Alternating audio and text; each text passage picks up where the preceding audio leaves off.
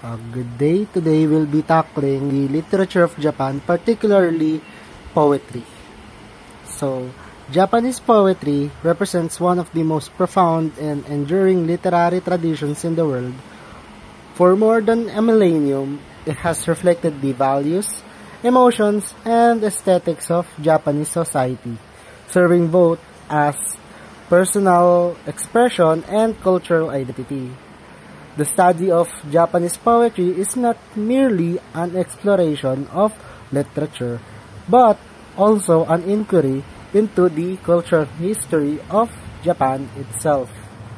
From its beginnings in the Nara period, shaped by the Chinese models, to the development of distinctly Japanese forms such as waka, tanka, and haiku. Poetry has occupied a central role in communication, ritual, and artistic refinement. So, the foundations of Japanese poetry. So, Japanese poetry dates back over 1300 years ago, or the beginning of the Nara period, which is around 710 to 794 AD. So, early verse was strongly influenced by the Tang Dynasty of China, resulting in the adoption of kanji, or poetry written in classical Chinese by Japanese poets. We also have the Manyoshu, collection of the 10,000 leaves, which is compiled in the 8th century. So, the Manyoshu is the oldest anthology of Japanese poetry, containing more than 4,500 poems. Unlike later collections, it preserved the voices of both aristocrats and commoners, providing a broad reflection of early Japanese society. So, the included themes were love, longing, the beauty of nature, and reflections on mortality. Kanji. So, kanji refers to poetry written in classical Chinese by Japanese poets, a tradition that flourished in the Heian period. So, writing kanji was a sign of education and cultural sophistication, practiced by scholars, monks, and court officials. Kanji followed strict Chinese tonal and rhyming rules, serving as a link between Japan and the broader East Asian literary world. So, one example from the Sugawara no Michizane, 9th century, is the autumn wind rises. White clouds drift and scatter. Grass and trees turn yellow and fall. Wild geese return to the south. So, this verse reflects kanji's elegance and reliance on natural imagery, demonstrating the cultural depth of Japanese poets working within Chinese models. Next is waka, the native poetic voice. So, waka, which literally means Japanese poem, emerged as a counterpart to kanji, emphasizing native rhythms and emotional subtlety. So, there are two key forms developed. So, the first is choka, which means long poem, alternating 5 and 7 syllable lines. So, it often concludes with a couplet.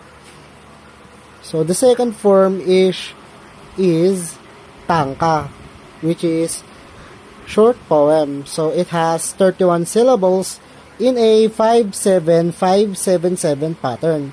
So, it is famous for its conciseness and emotional depth.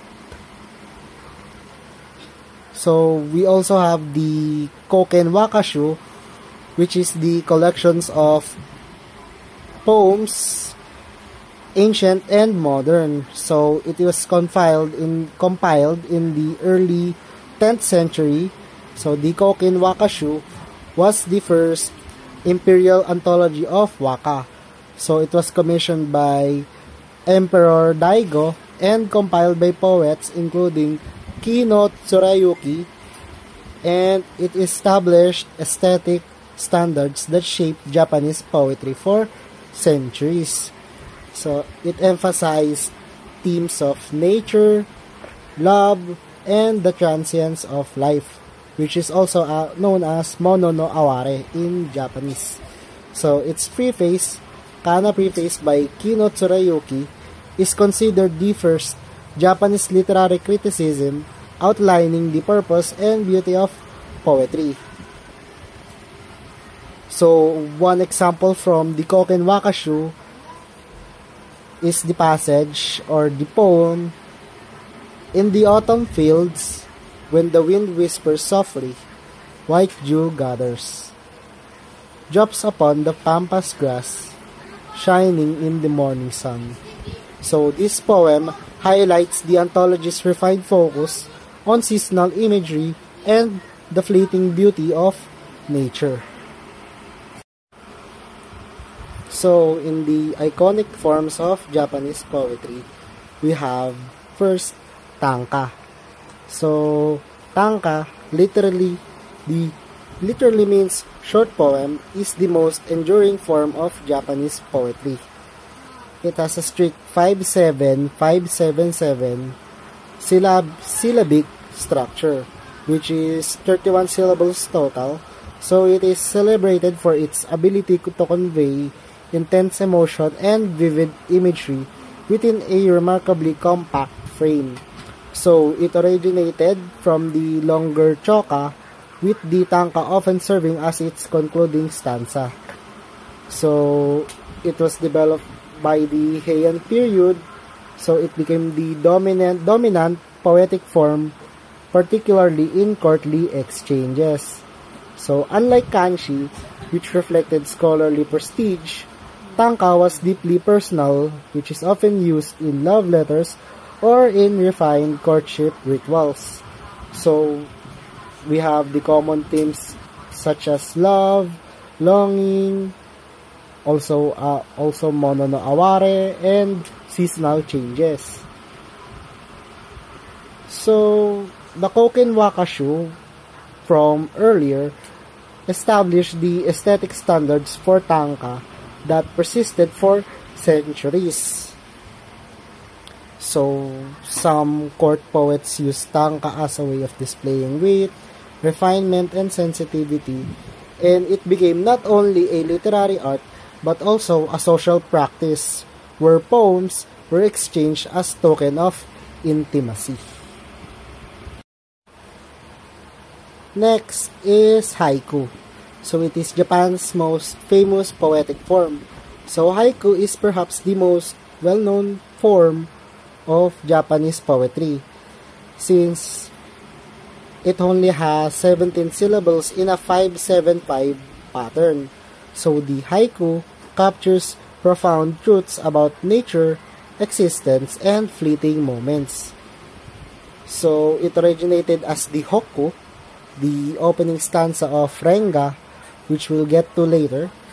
So it is also known as linked verse. So initially, the hokku set the tone for the collaborative poem with a seasonal reference. So in the 17th century, poets such as Matsuo Basho elevated the hokku into a refined art form.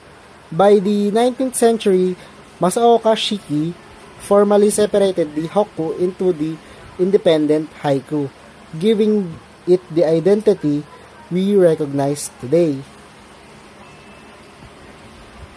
So it is strongly tied to Zen Buddhism, and haiku often expresses awareness of the transience of life. So some subjects typically include nature, daily life, and simple observations, but also with a profound resonance. So one example we have here is from Matsuo Basho, "An old pond, a frog jumps in, the sound of water." So this haiku exemplifies simplicity and depth, the silence of the pond disrupted by a small yet significant event. So lastly, for the forms of poetry or the iconic forms of poetry, we have renga and renku. poetry as collaboration. So renga, which is linked verse, and its later form renko, represents a uniquely collaborative approach to Japanese poetry. So rather than being composed by a single poet, these works were created by a group with each poet contributing alternating stanzas. So it was developed in the 12th century as a continuation of waka's communal spirit. So renga gatherings often took place at banquets or social meetings where poets tested each other's wit and creativity. So the opening verse, the hokku, which eventually evolved into the independent haiku. So the structure and rules and because renga consisted of alternating 5-7, 5-7, 5 and 7-7 syllable stanzas. So it's basically 5-7-5 and 7-7 instead of the tanka which has the same but continuous. So it's like a haiku but with extra steps. So the chain could extend to hundreds of linked stanzas, creating a flowing narrative of images and emotions. Renku, a later form, was lighter and more humorous, emphasizing spontaneity. So the cultural role of renga. So renga gatherings were not only artistic exercises but also social rituals, emphasizing cooperation and intellectual play. So they embodied the Japanese concept of collective harmony, contrasting with the solitary act of composing tanka or haiku. So one example we have here is from Basho and the Collaborators, so which is dated from 17th century. So Basho opens it with a hokku, the moon and sun, are they two a couple in their wandering?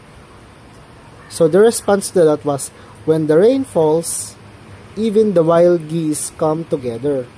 So this idea shows the interconnectedness of the ideas, which is the celestial imagery answered by an earthly scene, creating a layered poetic dialogue.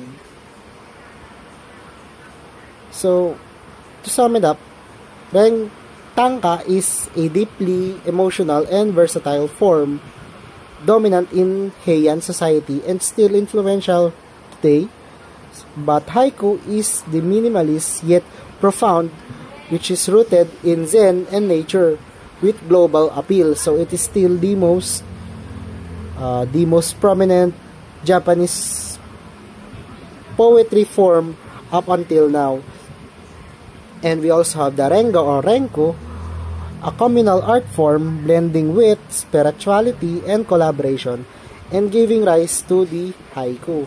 So together, these forms illustrate the breadth of Japanese poetic expression, which is the personal, the philosophical, and the communal.